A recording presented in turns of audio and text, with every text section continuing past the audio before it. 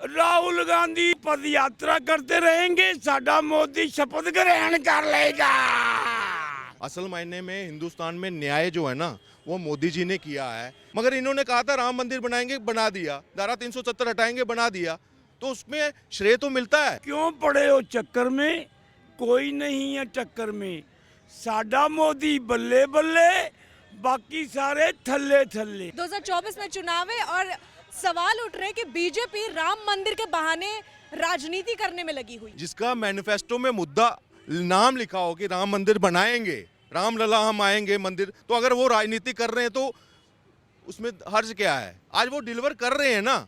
सिर्फ वादे तो नहीं है कि गरीबी मिटाएंगे, गरीबी मिटाएंगे। नानी भी आती थी, फिर राजीव गांधी आया, फिर अब राहुल गांधी भी, उसकी माताजी भी, गरीबी हटी।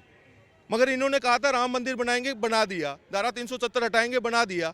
तो उसमें श्रेय तो मिलता है और हम भारतीय दे रहे हैं उनको। एज ए हिंदू में उनको श्रेय दे रहा हूँ कि जब हिंदू अपने आप को बेबस महसूस कर रहा था तब सिर्फ एक ही एक पार्टी आगे आई। जब रामलला की बात हुई, शायद उनके लिए राजनीति हो मगर वो धार्मिक भावना जुड़ी थी उनकी हिंदुओं के साथ।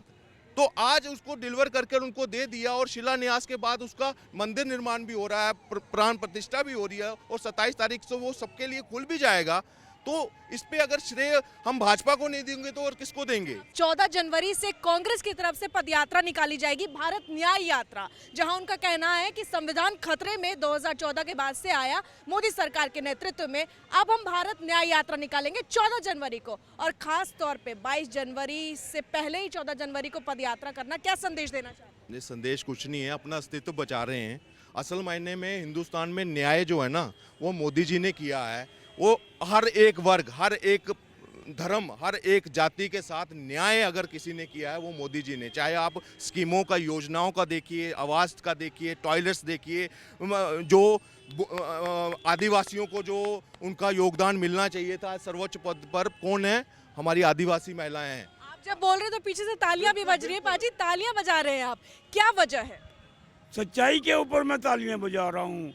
बेटे मैं एक ही बात कहूँगा, क्यों पड़े हो चक्कर में, कोई नहीं है टक्कर में।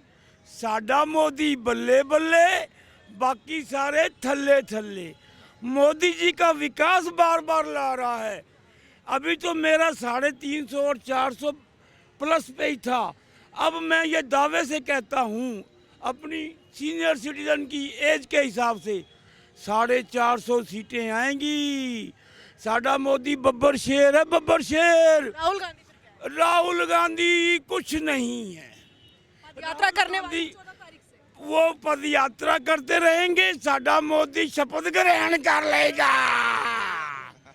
मेरे को इतना विश्वास है मोदी जी पर। क्यों? आप पूछोगे क्यों?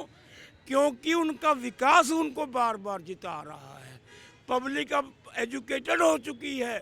1 2 3 4 24 में मोदी सरकार, 1 2 3 4 29 में बीजेपी सरकार, 1 2 3 4 हर बार बीजेपी सरकार। भारत माता की जय। जो 22 जनवरी को श्री राम लला का प्राण प्रतिष्ठा, भव्य राम मंदिर का शिलान्यास उद्घाटन है, तो वहीं 14 जनवरी को यहाँ शुरू कर रहे हैं पदयात्रा, भारत न्याय यात्रा। क्या कहें? उसका मुख्य कारण है कि देश के बहुत संख्यक लोगों को एक अलग यात्रा में जोड़ देना और वहां पर लोगों की संख्या में कमी करना, लेकिन ये ऐसा संभव नहीं हो पाएगा। ये भ्रमित करने वाली चीजें हैं, इससे कोई फर्क नहीं पड़ने वाला। राम मंदिर से अपना हिंदुत्व का जो है आत्मविश्वास बहुबल बढ़ता है, इसलिए उनके साथ में है, मोदी जी के साथ में है। मोदी जी इस काम में सफलता प्राप्त कर चुके हैं। मंदिर निर्माण संपूर्ण रूप से होगा और सभी लोग आएंगे। अभी तो समय आ रहा है, सभी लोग पहुंचेंगे वहां। 2024 की सत्ता की लड़ाई चल रही है, क्या लगता है किसकी जीत होनी चाहिए? जनता किसको चाह रही है? देखो जनता तो चाह रही है मोदी जी को ही।